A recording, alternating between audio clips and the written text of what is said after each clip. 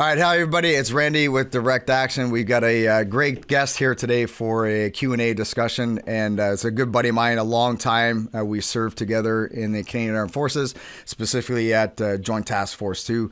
And it's a pleasure and an honor to introduce you to Arjun. Arjun's going to tell you a little bit about his background, what led him into the profession that he's doing now, but also his time as a member of the Canadian Armed Forces, specifically his time at JTF2. Arjun, awesome to have you, man. Tell us a little bit about who you are, what you're doing, and what's your background. Yeah, Randy, first, thanks for inviting me. Your platform is amazing. Your company is great. To be in your company has always been awesome. I was just telling Josh, 17 years we've known each other. So we go way back. I consider you family. So yeah, about myself. So Arjun, I spent 20 years in the Canadian Forces. 13 of those years were, working alongside Randy at JTF2 as a specialist. And I retired in 2018, completely retired in 2019 after leaving the Kansoff Reserve. And now I run a few companies. Myself and my business partner run 19, which is a venture capital firm and a security and defense and critical infrastructure innovator and accelerator for great companies in Canada who are looking at breaking into the defense and security vertical. We help bring them along by giving them some end user experience, connecting them to some pretty powerful networks, and hopefully building a culture within Canada that allows for open conversations around defense and security. One of our portfolio companies from the VC side is called Ventus Respiratory Technologies. And what we're doing at Ventus is we're bringing a new capability to the warfighter, to the operator, to help protect them from the day-to-day exposures to toxic, hazardous air environments that they're in. Really attached to the massive problem that the U.S. PACT Act is looking at addressing, which is the plague and pandemic of soldiers and operators currently serving young guys and girls who are getting cancers and odd blood disorders as a result of things like breaching, high volume shooting, working in non-permissive environments, third world countries. We all get a gas mask on day one, but that's the only respiratory protection we get. And so we're bringing forward a really low burden, lightweight respirator co-designed with you guys, right? We took feedback through the whole design process, and we're really proud of what we have in market right now. It's awesome, man. For folks that don't know a lot about the TR2 Ventus respirator, it was introduced to me a few years ago. And, I'll be honest with you, like every opportunity I get to use it, if I'm shooting in high concentrations on my own, I use it. The reason I say on my own is oftentimes when I'm providing instruction, it's tough with the mask on your face, constantly putting it on and taking it off. But I know you guys are in the process of adding a microphone piece to it, which will be a game changer. And, there are guys who I've had you and I have had the great opportunity to work with who have, suffered from ALS injuries, and the severity of some serious heart cardiovascular issues. And, without the data, sometimes it's tough for folks to get behind a certain piece of equipment, especially when it's in your face and it's a little bit abrasive. Once you get used to it, it's no big deal. But just like anything, it wasn't long ago, 20 years ago, we were doing live fire section attacks with no ear protection and no eye protection. And that was the norm. And then over the years, eye protection and hearing protection, now that becomes the norm. And I do believe that the respirator will be a soon introduction, if not already, to be the normal. Where if it's an added element where we can help guys, protect guys, where it's not going to interfere with them to do their job, then it's definitely a good piece of kit. I endorse it, and I believe in it. And I'm glad that you're part of it. So for folks that are watching, have been following a little bit, I've talked a bit about the TR2, but if you don't mind, Arjun, before we kind of get into your career and how you got to where you are right now, just give folks just maybe a 2 or 3 minute blurb on what is the mask, like what does it do and how does it protect the user? Yeah, kicking myself for not bringing one with me, but it's a respirator. So picture an N95 type mask, but built for the tactical warfighter. Integrates into helmets. It integrates with goggles, M-frames, eye protection, and it's made to work with the helmet system. So fits right above the chin, covers the mouth and nose. nose, oral nasal cavity, and is filtering up to 99% of particulate. That particulate, that list is very long of what we get exposed to. The exhaust that comes out of a weapon is full of heavy metals, carcinogens, and carbon-based toxins. And so we're capturing lead, antimony, copper, arsenic, uranium into our filters, and we're stopping that from being inhaled by the operator, which causes not only long-term injury but also short-term performance issues. Neurotoxicity is a real thing. When you get heavy metals into your brain, your cognition slows, your ability to make decisions slows, and then you already nailed the long-term effects, the cancers, the blood disorders, the ALSs that it impacts. One thing you said that makes a ton of sense too is like you're making the choice to wear it when you want to wear it. That's exactly it. Right. This is just another piece of kit in the range bag. Yep. If you're going to start doing some endurance testing on some new ammunition or a new can or a new sight, like put it on. If you're in a sedentary environment where you're like, okay, I'm going to be breaching or I'm experimenting with some new wall charges, it's for that operator. Yeah. We're not about to start rattling pots and pans and saying everybody wear a mask all the time. No, of course not. Yeah. But man, like I tell you, some of those dirty environments that we did, some explosive force entry concentrations, to be completely honest, I wish I had it back then, because who knows what I may have been exposed to then that I don't really know yet, what that might come to the surface later on. So, if I could rewind time, 10 years ago, some of those dirty environments that we were blowing stuff up and whatnot, breathing all of that snot and nasty shit in, if I had that mask, that would have been, so much better. But anyway, it's a moot point now. It's in the past. But for those future soldiers and the guys that are serving currently, definitely something that I would encourage they don when it makes sense. Yeah, thanks for that. I agree fully. Right on. All right, tell us a little bit, Arjun. What was your Canadian Armed Forces path like? How did you end up in CANSOFCOM, specifically with JTF2? Yeah, so I was born and raised in North America. Can we edit that out? So yeah, I was born and raised in North York, just north of Toronto. And when I was 17, just about to wrap up high school, I decided to join the Canadian Forces Reserve Infantry, and I joined the Queen's Own Rifles out of Toronto. Finished high school, moved to Ottawa for university, changed units, became a Cameron Highlander for a few years. That was me joining the military, joining the reserves with maybe a pathway to getting some paid education, getting some training, losing some weight, getting fit, surrounding myself with good people. Those are all the reasons I think that I joined the military initially. And then my first day of university, my first day of school, if you will, was sitting eating Shreddies on my couch while watching September 11th happen on the news. Sure. And having been in the reserves and so many unknowns happening at that morning, we got called out. To not stand to, but to pay attention. And later that evening, we went into the drill hall just to muster and kind of talk about what happened and see if there was any follow-on attacks or issues that maybe we had to perform some civil public safety, some capacity, yeah, some assistance of some sort. And I think that was a ripple effect right across the Canadian Forces. I think everybody remembers where they were, what they were doing, and in that moment, literally, I was in the door of an aircraft, ready to launch out. I was doing a parachuting certification. Wow. And I was in the door, literally waiting for the green light. And the flight engineer, the dispatch jump master, put his hand on my shoulder, and he said, "Put your seatbelt on, sit down." And it didn't make sense because the weather was beautiful that day. I was in Steinbach, Manitoba.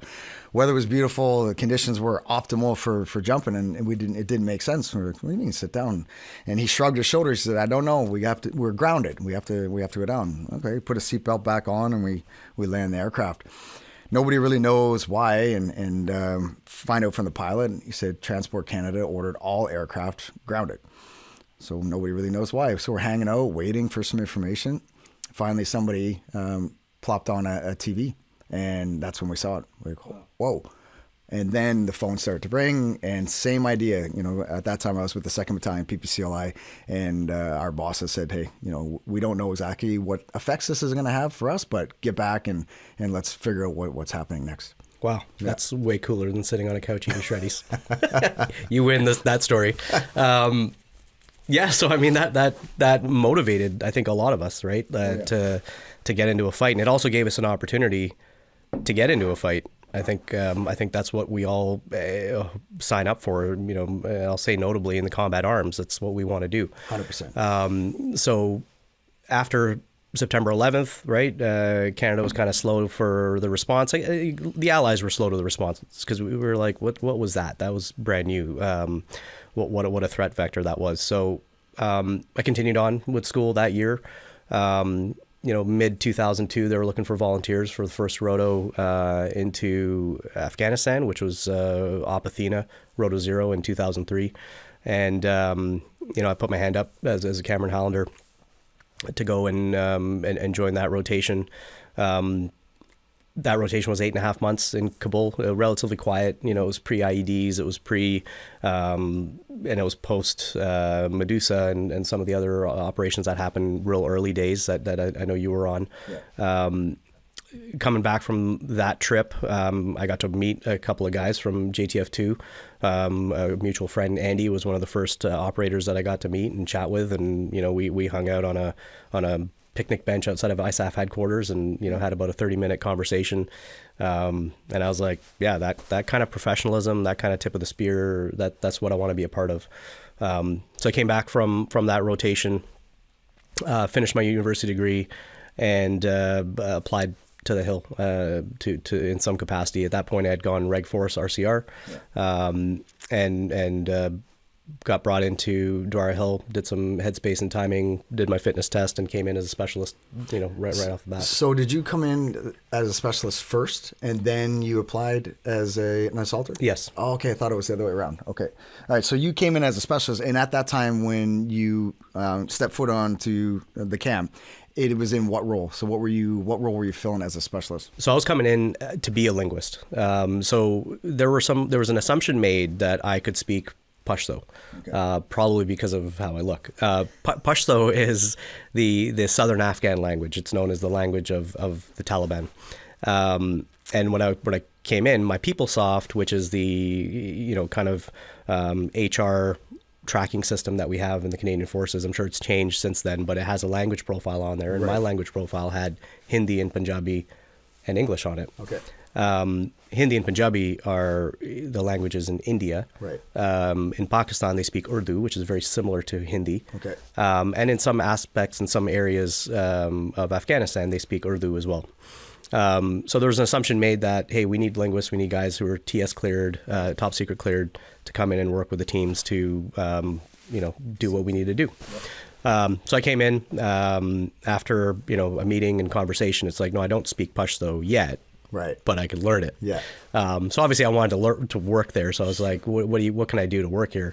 Yeah. And they loaded me onto a Pashto course. So the Canadian Forces Language School in Gatineau. Went there for 8 months, one-on-one instruction with a great teacher. Wow. Became fluent reading, writing, speaking in Pashto. And then literally like 2 days after my graduation, if you will, you know, got the paper, got the certificate, went to ops. You know, they put me in the system, and I think about 4 to 5 weeks later, I was on workup training with the squadron. Wow. Man, and I remember, because, you know, during those years in Afghanistan, especially at the unit, it was awesome. It was literally, we were doing rotations every 4 months. So you're either deployed for a 4-month rotation, home, do a bit of rest and refit, and then you're into another rotation of preparing. And it was awesome because we always knew that there was, within 8 months, we're going again. Yeah.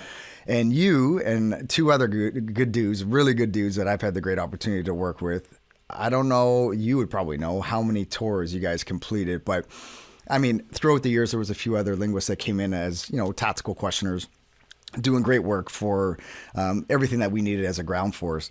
There was yourself, two other guys that are doing great things for the country still, that come to mind. And between you 3, how many deployments just in Afghanistan do you think you all shared? Between the 3 of them. Well, first off, I stood on their shoulders. Like they really established that program, and showed how effective it could be to have integrated linguistic EW interrogation capabilities on the X, and I think we were one of the only countries doing it. It was awesome. Of our Five Eyes allies, they were hiring locally employed folks or even civilians who would come and enable those operations.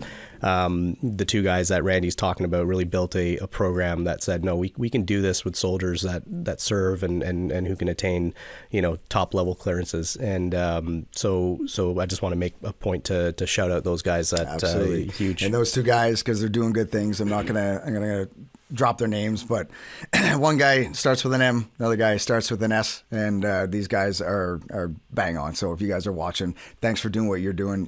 What we were able to accomplish in Afghanistan would not have been capable, would not have been probable or possible, and I truly believe that without some of the great work that you three did, and for that I'll be forever grateful, for sure. Yeah, I can't agree more. So to answer your question, how many?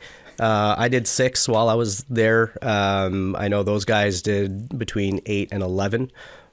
So between 2006 and when we pulled out in 2012, in those 6 years, one of the 3 of us were in theater for anywhere from 4 to 8.5 months, because we would sometimes nurture the rips that would happen and be the continuity, because there were so few of us. And I think to your point about there were some other linguists and specialists who came in to fill the gap, was really for fatigue purposes, to be honest. It was a lot of time away from home, a lot of time in the fight and in combat, which was the dream for everybody.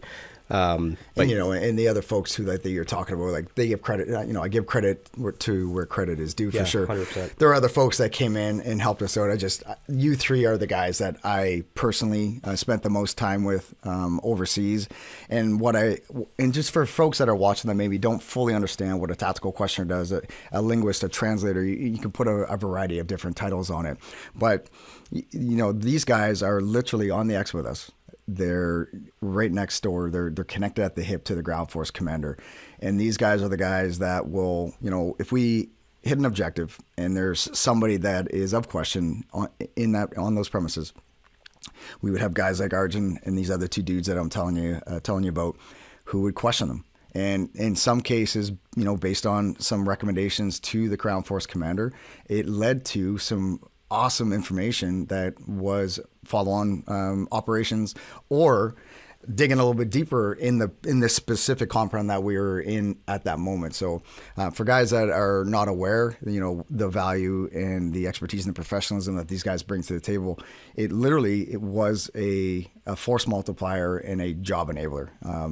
Awesome.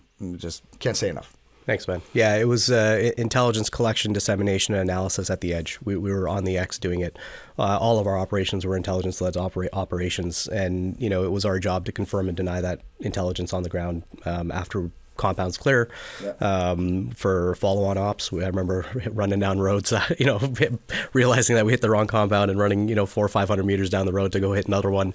And those things happen. That's real. What you don't see in some sexy movies and stuff is all of the hiccups that do happen. Like, there's a couple of movies out there that have demonstrated it a little bit, but there are hiccups along the way. The way that we would collect certain information and the way that we'd execute on that information, sometimes that information was flawed, sketchy. Yeah. So it didn't happen often, but it was probable. There was a probable chance when you're out hitting these objectives over and over that sometimes it's the wrong objective, or sometimes the information is not on point. And we then with a collection of a whole bunch of intelligent people, put our thoughts together and our minds together, and basically create some deductions and then vector us into the right place where we need to be. So, and of course, the enemy gets a vote too, right? They're a living, breathing, moving machine as well. They don't want to see us. We want to see them. That's right. So whatever intelligence we had to maybe launch changed by the time we get there, and it was our job to work together as a team to execute the target. And we're going to talk about a story that Arjun was part of, and again, just for the more fulsome education. These guys that are with us, they're fully armed, they're trained, they know how to shoot, they know how to move, they know how to communicate. They're literally within the stack. just a tactical bound behind. So you have the lead element, clearing rooms, clearing compounds, and then these guys would literally be just a tactical bound behind. So they're armed, they're ready to go, they understand the tactics, they understand how to shoot, move, and communicate, so they can be an asset and not a liability. And if you're open to it, Arjun, and you're comfortable, tell us about a specific target that I believe, if I'm not mistaken, it was right after the tour. You and I ripped each other out. I was heading home. We were chasing this one target for a good 6 months, and you guys came in, ripped us out, and your guys' tour were the ones that got this guy, and got him good. If I could veer to the left just for like 2 minutes, of course. The force employment concept, as we talk about how do we employ certain capabilities, enablers, and specialists and assaulters, in a paradigm to execute a target. We talk about where we were placed in the stack or on the ground force. One thing I just want to hit on is like soldier first, right? We're all soldiers. The enablers, the specialists, the support. These are all volunteers from across the CAF who apply to come to the Hill to be the best at what they do. So whether I'm, teaching or learning CQB with RCR, or whether I'm teaching and learning from assaulters in JTF2, I would always mentor my peers and new folks coming into the camp. It's like, whatever you are, be the best at who you're here to be. And often that does get lost in translation at the Hill, that everyone there is a soldier. And some of the enablers and specialists that we have are master snipers, jump masters, medics, and registered nurses. And these are really highly skilled folks in their own right. And that's why there's, a little bit of a rub, I feel, sometimes about the separation between, specialist and assaulter. Everybody has a job to do, and we do it together. That's right. Football, Super Bowl's right around the corner. We're special teams, right? We're the receiving, punt receiving. We're the kicking team. We're maybe sometimes a linebacker. Like, it's a great example. So it's really like we plug and play where we need to do, and we collectively offer up courses of action to execute the mission the most efficiently. So I just want to make that point, because it's a really valid point. And I think I had a recent podcast that the question was asked, and I believe at that time, it's probably a little bit different now, but I believe at that time there was probably 5, maybe 6 specialists and supporter to every one assaulter. So the amount of support at that unit just to enable us to do our job, that alone, there's an element of professionalism and respect that is, rightfully deserved towards the specialist and supporter, because without them, we wouldn't be able to do our job. Certainly not as well as we can. There's no team in the world that wouldn't be able to work together and execute what we get to execute. And you think of it like any professional sport, Olympics, every athlete has a series of coaches, right? Yep. You have a multitude of personnel that are teaming that event, right? Yep. It's not just one person, right? So, and everybody gets to lift that cup, right? Everybody gets the ring at the end. So that's a great segue into what we're going to talk about here, and some of the catalyst of this conversation. Time and place, soldier first, right? Like those are the things that I could say. Nobody in this book is a celebrity. We just got to be in the right place at the right time. Like Randy said, they've been tracking this target for 6 months. We ripped in. We continued that, building that intelligence picture. And then we got to spin up and go after it. And we got to do it with multiple attachments and detachments. We got to do it with a DETA SEAL team, guys. We got to do it with some dog assets. We had another linguist on the hit as well, a friend of mine. We had some great medics. And the conduct of the operation was a story of itself. I mean, 8.5 kilometer offset. We landed 8.5 kilometers off the target, and then just kind of walked in, real sneaky. And with the amount of guys that were on that operation, for the fact that we got in there sneaky was a feat in itself. Yeah, it's amazing. But yeah, it was a hornet's nest when we got there. It was it was real close quarter combat. It was a real complex compound. I can still probably draw it or build a maps, a sand model of it. It's something that I remember a lot. We studied it a lot. You could probably draw the compound too, because we would sit in a room and just watch ISR feeds for hours, picking up pattern of life and seeing what's happening in the area, and just really get to soak the target. So when you're down at the ground level, it's pitch dark outside, and you're relying on your NVGs and all your tech and equipment, that you know where you are in relation to the rest of your teams. So tons of rehearsals, tons of map study and intelligence study. But yeah, we rolled in there, got into a gunfight right away. It probably lasted 10, 15 minutes. Probably felt like half an hour, but I think it lasted about 10 or 15 minutes. And if you could, for viewers to try to conceptualize, 10 or 15 minutes is a long time. It's a long time. Anyone's been in a scrap before, 30 seconds is a long time. Fighting with intricate, not just personnel, but weapon systems. When we say 10 to 15 minutes, what level, what volume of fire are we talking about? Like how much shooting was actually going on? Was it sporadic? Was it, you hear a burst every now and again, then it would get quiet? Like what kind of bee's nest was it? It was constant fire. I'd say it was rapid rate of fire for the first 5 minutes. Slowed rate of fire as we, broke through some obstacles and started clearing some rooms. Then it was sporadic. I'd say first 5 minutes was rapid fire. We were taking rounds from a number of barricaded positions. We had enough of time, and we owned the initiative long enough to get all in position. Yeah. So blocking positions and snipers on roofs and teams, in beside doors ready to go. Right. So we initiated as we planned, and then it was an all-out gunfight for at least 5-6 minutes, and then kind of the rate of fire was a bit lower after that. Died down a little bit. Yeah. Yeah. Right on. All right. So you guys are saturating the compound. You got multiple fighting forces doing different things. So everybody's active. Communication, as you can imagine, radio spiking. People are being called in different directions. So it's a little bit of control chaos. And then tell us what happened in relation to the target that you guys were actually looking for. Yeah. So the count, I think, was somewhere around 18 to 26. Apologies for the numbers. This happened about 11 years ago, so the numbers might not be exactly accurate. But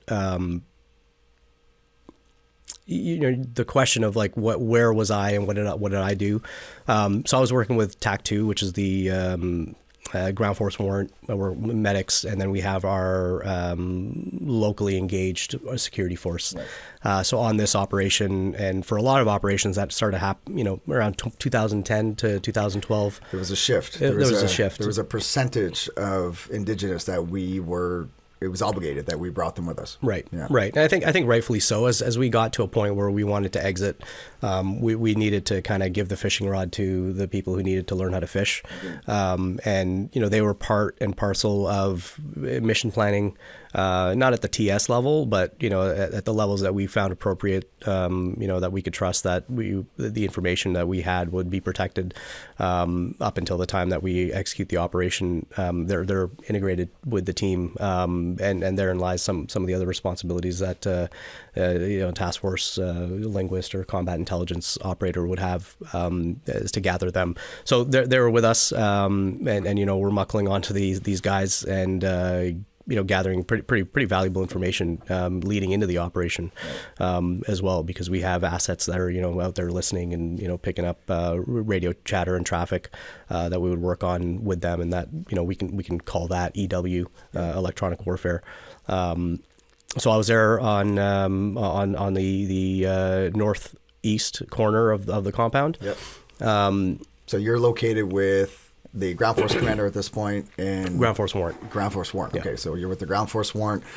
Just a brief tactical bound behind what everything is going around. By the sounds of it, you guys were in the middle of it. Yeah. Okay. Yeah, absolutely in the middle of it. And as the fighting force on the I'd say southwest side were, I guess, drawing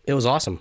I mean, you're among the most elite. Not only JTF2 operators, but there were SEALs on that hit too, which is like fucking pretty cool. So I never saw myself as like the supporter who did it or did everything I did over those times. I always consider myself soldier first, and a special operations soldier at that, because that's what I did. 13 years. And so I felt good. I mean, there's a bit of a celebrity status too, right? There's the guys who like kind of kick the can and they're like, that guy. But 99% of them were just like high fives and hugs, like when I got home. And it's those, friendships and family that, continue to this day, that, and it's not for the fact that I got to do what I did. It's because I was there with everyone else looking to do the same thing, right? And back to time and opportunity.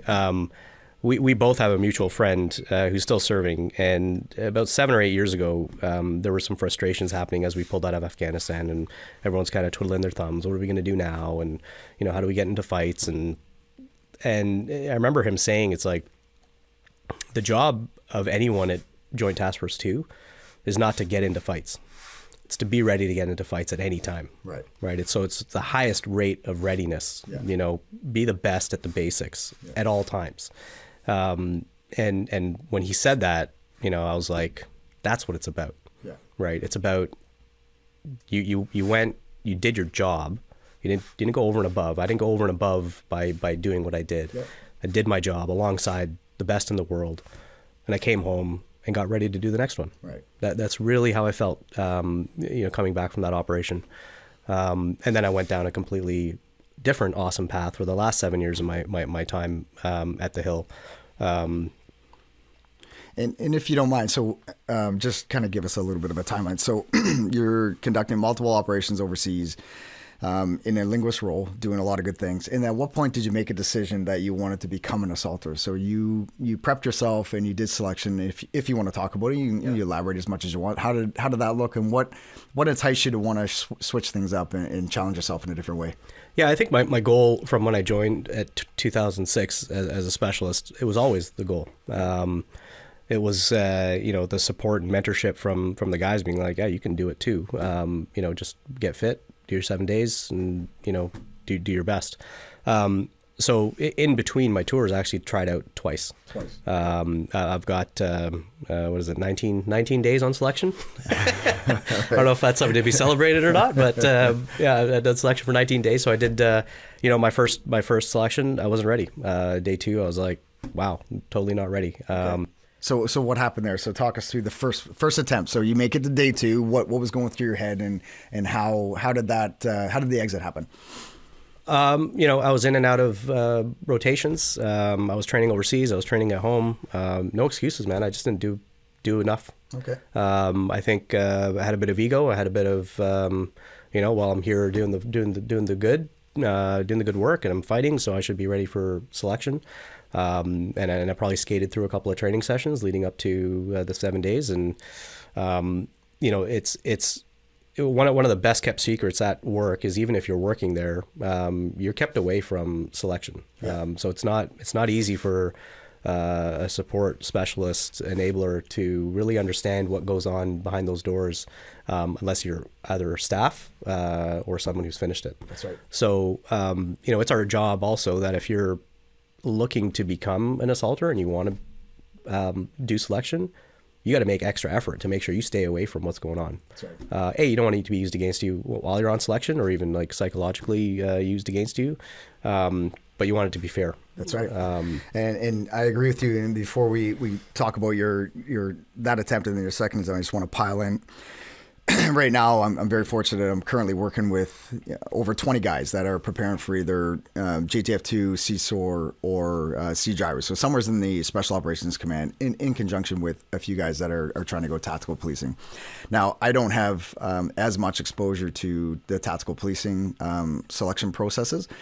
So, it's good because it doesn't give me a lot to even talk about. But when I am helping guys, especially with JTF2, one of the things that I share with the guys is, I'm going to help you, prepare you mentally and physically, but it does you no benefit, nor does it do the unit any benefit for me to give up, what to expect and what you're going to encounter. And on top of that, the reality is every year selection changes a little bit. So the information that I have based on my past experience may not even be relevant to today's selection, right? So this is what I share with the guys. Like, I'll help you get there mentally, physically. You'll be ready to go for anything that gets thrown at you. But the unit really benefits from that individual coming in and getting a legitimate, a real look with no predetermined expectations.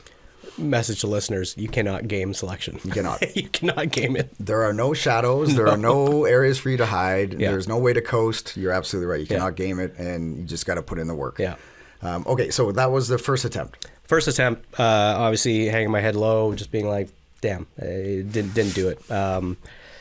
I think like 2 months later, I was back overseas, and I was back in the training regiment. I was like, I gotta come back and do this again. Again, it's family. So I had a lot of guys reaching out, being like, "That you did it. You stepped up to the line. You did it. Don't worry, I've done it twice. I did it 3 times." So it's not uncommon not to get it on the first go. No, I think there's probably, I don't know the exact numbers, I'd be wagering to guess, but I bet you 50% of the unit is done either 2 selections or 2 selections and 2 SOACs. Mm-hmm. So, the injuries, failure rate, those are factors. So if it was easy, everyone would do it. Exactly. Yeah. It's not easy. All right. Yeah. Right on. So came back, actually did my Cooper's test overseas at FOB Graceland, which was awesome. Great memory there. I did it with another colleague of mine. Running the 1.5 miles in 44 degrees. Amazing. Awesome. Came back, did selection again, completed the full 7 days, but didn't get picked up for the assaulter role. And that is in a black box in a vault somewhere, and that's fine with me. Yeah. I had been given another opportunity that unfortunately we can't really talk about, but there's a compartmented program, at the command level that's held out of Dwyer Hill, that I then did another selection for. So hence the counting the days. Right. Did another 7-day selection for, and went through a 10-month course to complete. Right on. So just as a teaser, there are other opportunities within the command for support specialists and people who want to get in the fight and be at the tip of the spear. And that's awesome. I'm glad you mentioned that, because there's certain things that the unit has capabilities that doesn't get talked about, and it's it's a privileged platform once you get there. But what's interesting, that I think young men and women who maybe are interested in taking a shot is, if you had not taken that shot and if you had not been there as a specialist support role, the organization would not have necessarily given you the opportunity, because they may not have known who you are, what level of professionalism you bring to the table. So because of your ability to expose that, they saw opportunity and potential in you, which, it should give, hopefully, a little bit of motivation to folks. Like, if your goal is to become an assaulter, the only way you're going to find out is by putting in the work and trying. And then when you try, not only are you going to learn a lot about yourself, but you're also going to expose potentials for the future. Should maybe the assaulter role not come to fruition, there's other positive opportunities that may fall in your lap. Yeah. For warriors that may want to follow my pathway, you're always under selection, right? You come into the unit, you're being asked to be the best at what you are. And, your character, your trust, your ability to be the best at the basics, those are all part of your selection and your opportunity to be, tapped on the shoulder to be like, hey, let's try you over here, because there's a new capability growing and we want you to be part of it. And I know that's echoed in the stalls with the assaulters too, that just because you've gone through selection and finished your SOAC and you've been badged, you're still under the microscope throughout your career. Yeah, the one thing I love about the unit is the level of accountability that we hold each other to. Guys need to bring it every day, need to perform every day. And, we're human. We make mistakes. We're regular folks, man. We just happen to work in a special forces organization. But guys make mistakes. Guys will have lapse of judgment, say things that they probably shouldn't have, do things that they probably shouldn't have. They'll learn from it. They'll make mistakes. But what I like about the organization is the level of professionalism that they approach those situations with, where it's like, hey, man, you made a mistake. We recognize that. Here are a couple of ways to get yourself back on track. Now it's up to you. you need to do it. So I really like that, and I miss it, to be honest, because being on the outside now, what I have realized is the level and the quality of human that we get a chance to work with in those organizations. It's just it's pretty remarkable. It's a testament to the organization. I've got nothing but positive things to say about my time at the unit. We were there at a very pivotal time too. The amount of change that has happened between I think you came in 2005, 2004. Yeah, I came in 2004 and I retired in 2019. Okay, so I came in 06 and out 19, and what a growth-minded organization it is. The amount of changes they've made to not only the threat environment to address new and over the horizon threats. But the way they take care of people is constantly changing, and they're trying their best to do everything they can to address, the weight of an organization like that on folks. And you talk about, everyone. You've used that term, everyone on the team. And if I could just point to the book here for a second. Yeah, please, let's talk about it. Yeah, I'll give Mr. Mansbridge a shout out. You should be on Randy's podcast. So Peter Mansbridge and his co-author Mark came to the unit after the operation that we were talking about, and interviewed a number of the operators, soldiers that were on that operation, some of the leadership and support staff, all of us, and they amalgamated a story. And I think this is one of the first JTF2 stories that's kind of uninhibited. Right. It kind of tells the realness of the operation. In here is an amalgamation of a number of stories from a lot of great Canadians. Right. But on page, what do we have here? 97.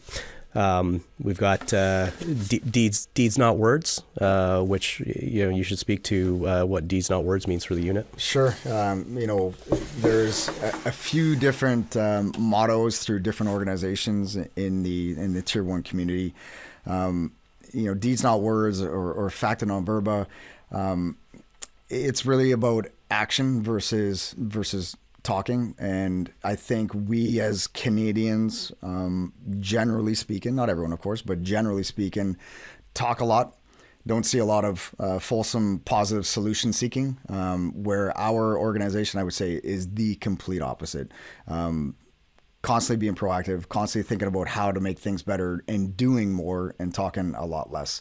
But tell us a little bit about Levon Johnson. Yeah, so my business partner, Glenn, and I, we've got a couple of these books in our office, and we hand them out to guys as they come in. This is my own personal copy. Something I'm doing is getting colleagues from the unit to sign the front cover. And then for colleagues who are on the operation, I've got them on the back. And I'm doing this for my own, historical totem, that when my grandkids are, older, they can sit on my lap and I can show them a cool story. But so what we've kind of come to, and around 1-9, the culture is that Levon is every faceless soldier operator in CANSOFCOM. Levon Johnson is a pseudonym that was used to capture the story after a number of interviews. We know Levon, both of us well. Again, another family member. But the story is great because it goes through the operation. It talks about the support, the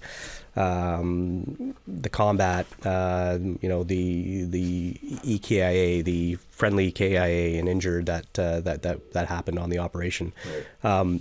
And yeah, Levon is something that speaks highly of a lot of what we were just talking about, right? Like it takes a team to execute this, and it wasn't one person, who commanded or led this operation. It was multiple, and in our books, Randy's Levon, I'm Levon, Glenn's Levon, Levon's Levon, and it's. I just want to impress upon like all the support specialists, enablers, assaulters. We all made this happen. Mm-hmm. And what's cool about this is that there's enough stories from Afghanistan for JTF2 and CSOR to fill a book. Yeah, I bet.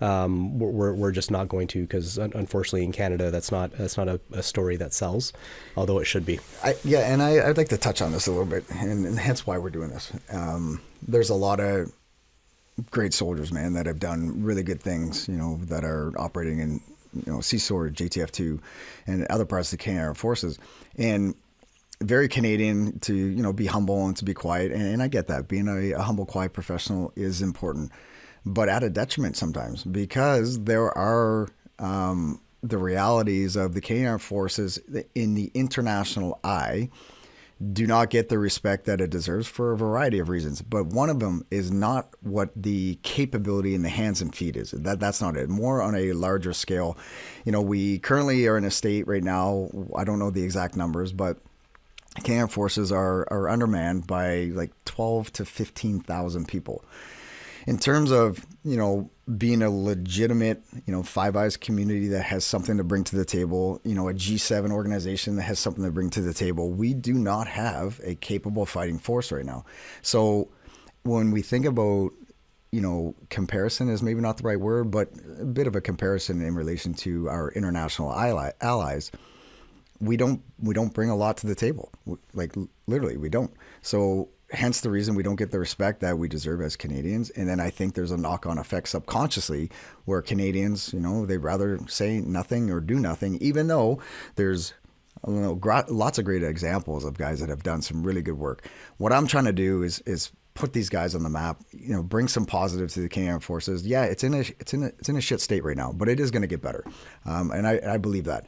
Some changes need to happen at policy level for sure. Some financial changes, some budgeting changes need to happen. That's way outside of the realm of our control. However, what is in our control is sharing stories like this. And I can tell you firsthand, man, I've had the opportunity, much like yourself, to work with guys from the very known organizations, SEAL Team 6, Delta, SAS, etc. In the respect and the admiration that we've received from them speaks volumes. Like, they know when they're working with us, they're getting a legit assaulter soldier capability that they are happy to work side by side with. So those are the things that I'm trying to share, and that's this is a mechanism. This is a platform to do that. But I also do believe, guys like yourself, guys from their past experiences, it's worthy to share that. It's worthwhile for others to hear those stories and inspire others and motivate others to want to, get in on the action, so to speak. So that's why we're doing this. And that has a big part to the motivation behind having these discussions. I think we're duty and service bound by nature. I think it's a part of our makeup, our attribute that gets us to sign the dotted line when you were 17 when you joined the Army? 18? Yeah. 18. You're just a kid. Yep. I was 17. I had my dad co-sign my papers. And, I wanted to serve. I wanted to fight. And we did. And I think what you're doing on your platform is commendable because you're continuing that service. Yeah. You're encouraging others to take the risk, right? Because it is a risk. It's not a risk to sit on your couch and watch TV all day. It's a risk to put yourself out there, fail on selection, try your best, win, achieve, get through adversity, make new friendships, put yourself out there.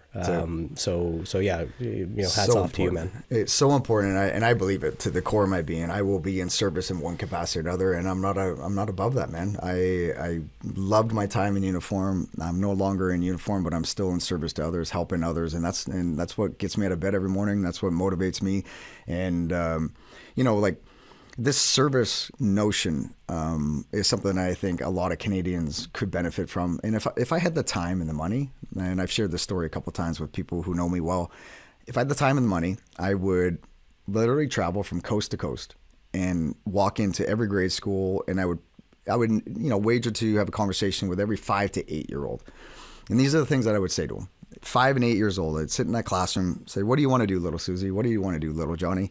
I want to be a school teacher. Awesome. I want to be a doctor. Wicked. I want to be a soldier. Awesome. And then I would follow that up with, you can do it. You can do it, but it's not going to be easy because there's 10 other little Johnnies, little Susies, little Bobbies that they want the same thing. So it's competitive, and that's a good thing. But if we don't work hard, if we don't persevere, push through hard times, if we don't put ourselves in a position that we may potentially fail forward, then you will never become any of that, right? You will just coast through life, and then what becomes normal is the easy road. What I would encourage young boys and girls, literally at that young age, I would look them right in the eye and say, yeah, you can do it, but you're going to fail along the way.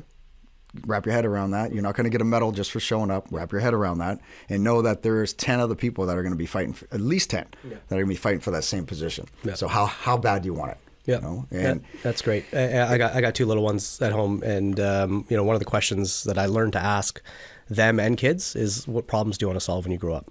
Not what do you want to be when you grow up, because then it's just like people are just attached to like financial incentives and ego, and I want to be a doctor, I want to be a lawyer. So I hope you get to hit the road and do that. Yeah, awesome. You and Mansbridge should do a roadshow.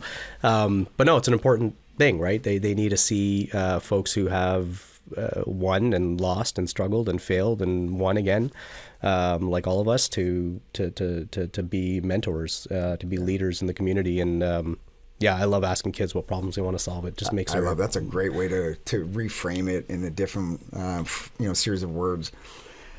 I truly believe in promoting solution seekers, right? Like, there's a lot of problem finders out there. People are very quick to point the finger and say, this is messed up, that's messed up.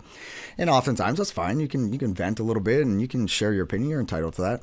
But then I would challenge you. Okay, you've identified that there's a problem. Follow up. What is your solution to fix that problem? What would you do if you were given the opportunity? What would you do to help change it? Rather than just pointing the finger and talk about all the flaws that are on the forefront of our thought process every single day these days, what are we going to do about it? I've had a lot of great conversations with people who, they're just fed up with the state of Canada and they're running away. And I mean that. And you can be insulted if that's what you choose to feel. That's not my problem. That's a you problem. But running away is what I mean is, well, I'm going to the States. I'm going to Florida. I'm going to Texas. I'm going wherever. And it's okay. That's good for you. Or others that will say, I'm going to find a plot of land in the middle of nowhere. I'm going to have some chickens and I'm just going to mind my own business. And again, I say, okay, that's fine for you. But what about the rest of us?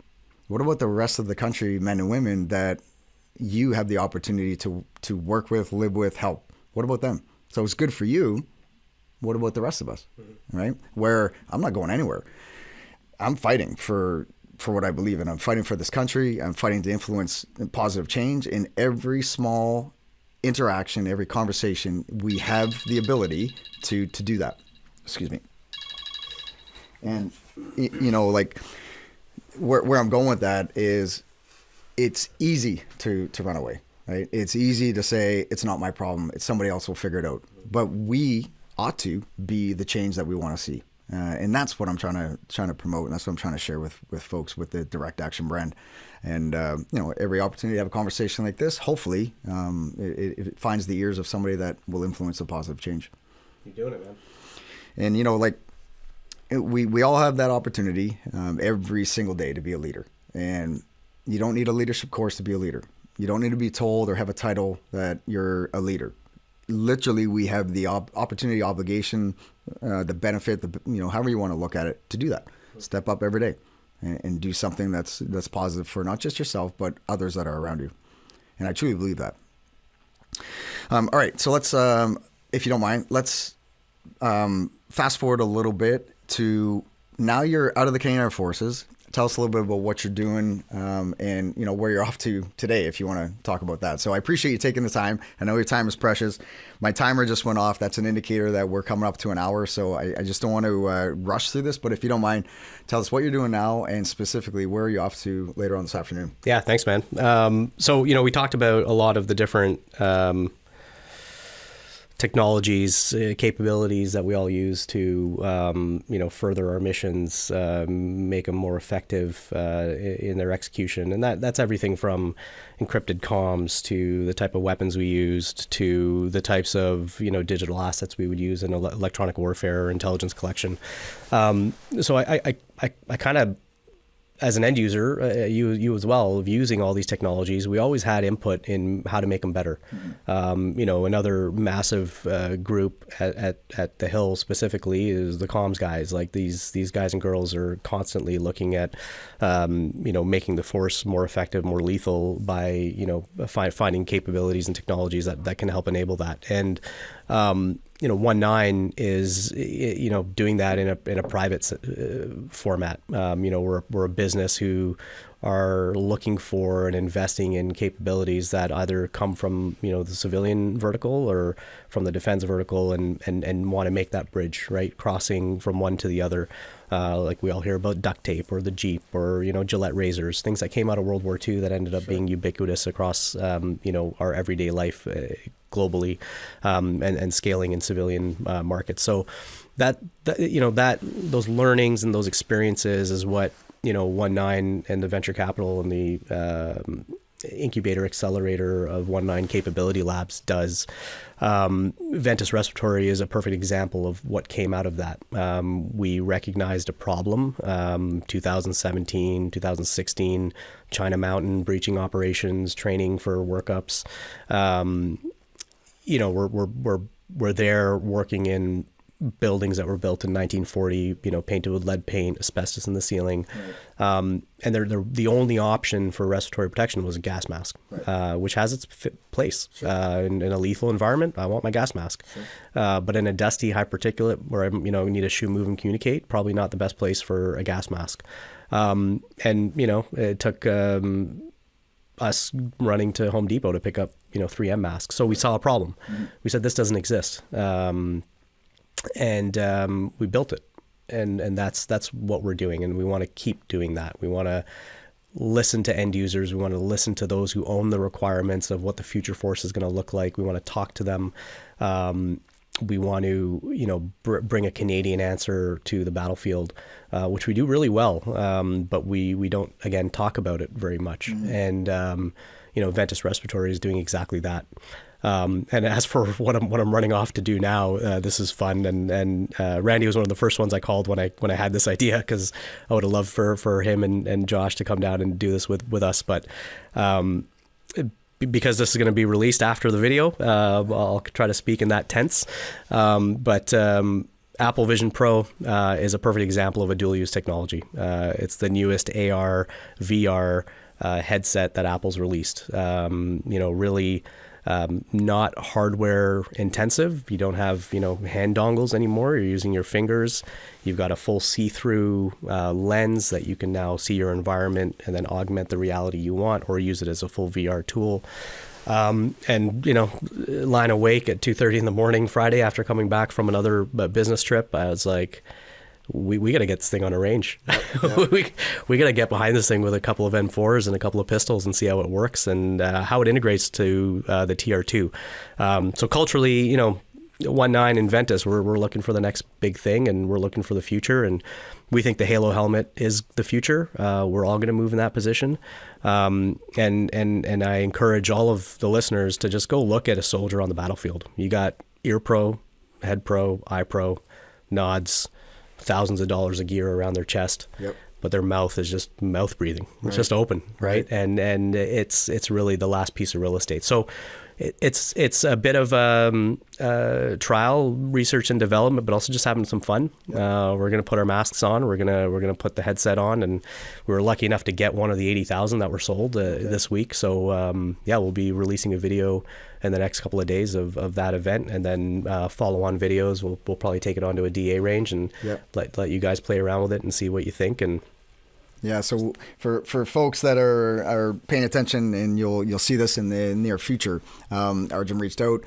We were talking a little bit about putting this on the range and having DA run the system with some firearms related, and just the time and space in terms of trying to get this off the ground with my schedule, with Arjun's schedule. Unfortunately, DA is not going to be part of this one. However, you're going down to the States, and you've got some folks that are going to help you with this. So they're going to provide that range and the firearms and the ammunition that's required, so you can get the best out of this. So that's pretty cool. I'm looking forward to hearing more about it and seeing how it goes. Yeah, it's going to be fun. This is definitely, I'm going to tag this as one of the fun parts of being in the civilian, in civilian business. Is this, you make your own decisions. you just go. And from your knowledge with Chimera XR, they have a version very similar, from my understanding. So VR equatable, I guess, version of. Is this something different on the same lines of what they're doing, or do you know enough about the comparison between the two? I think putting my RSO hat on, it is different because you're being able to see your environment, augmented reality. Okay. So I'm still putting the range plan together because you can't rely on a camera to tell you your lane is clear. Right. I don't want to rely on a camera, right, especially when you're that close and you're in proximity to other shooters. So we're going to run it, in a way that is very predictable and processed. But I'd say that the Chimera is doing great work in the training simulation space. Right. I'm sure there's going to be a fit for the Apple Vision Pro in the training simulation space. But the fact that you can see what you would normally see without wearing a AR, which with VR it's different because you're seeing a screen and just what the reality is being projected. Right. This is where it's a little different, and I think this is where it's going to fit on a range or in a combat setting much differently than just a VR system would. Okay. If you look at IVAS, which is Microsoft has co-developed with the US DoD a vision system that helps ranging, targeting, viewing through a glass that is integrated and co-sighted with your weapon and with other weapons and with drones. Like that's the way of the future. Gotcha. It's to enable the warfighter to do more on the battlefield. Right. And that's what we're going to play around with the Apple Vision. And without knowing too much about that particular space as it becomes more to light, first glance, first thought, at what point is overstimulation of information? Like at what point does that soldier rely too heavily on software and not heavily enough on their own inclination, intuition, intelligence, and in emotional realities to that environment? Ask a ground force commander or a JTAC, because those guys have like 3 radios. They've got chatter coming in from different nets. Absolutely. Their ability to control the battle space on operations and training has always been something I've envied. I couldn't do it. That's impressive. We had a couple of ground force commanders who could like beautiful mind a map and just be like, know where everyone is at every time. I'm not that guy. Oh man, I remember one operation working with one of the JTACs, a buddy of mine, Dave. He's got a ton of experience. And he's been everywhere, done everything. And I remember literally looking at him, trying to communicate with him. He has one radio screaming at him in this ear, one radio screaming at him in the other ear. His long gun is literally slung down the middle of him. His back is loaded up with 80 pounds of radio equipment. And I remember he had a small mini map on his chest, and he's just trying to compute all this information. And he's jotting things down, and at the wrong time, the worst possible time, right? I asked him a question, and the look that he gave me, I will never forget it. And I'm like, yeah, bro, I see that you are overwhelmed right now because of everything that's going on. I'm just going to back off and give you a few seconds here to deal with what you're dealing with. But 100%, man, the amount of information and how well they can absorb the information, articulate it and then disseminate it with like pinpoint, critical, tactical information. It's impressive. Yeah. So to answer your question, like when is it too much? Yeah. I don't know. I think going back to something we've hit on a couple of times is like you need to be the best at the basics first, right? 100%. You're if you want to be a better shooter, you got to shoot steel. You're not doing that in an AR VR scenario. You want to be a better breacher, you got to breach. Yeah. You want to be a better fighter, you got to fight. You got to put the gloves on. You got to get punched in the face. Yeah. So as long as all of those are at the top of what you can feasibly have them at in terms of skill level, I think all the other inputs become easier because you're not thinking about those other stuff. Sure. Yeah, that's a good way to look at it. Awesome, man. Well, I look forward to hearing about the trip. I look forward to getting a chance to play around with the device when you bring it back, and then we'll get out to the range. And on that note, man, I know you're pressed for time, so I really appreciate you taking the time to hang out with us here this morning.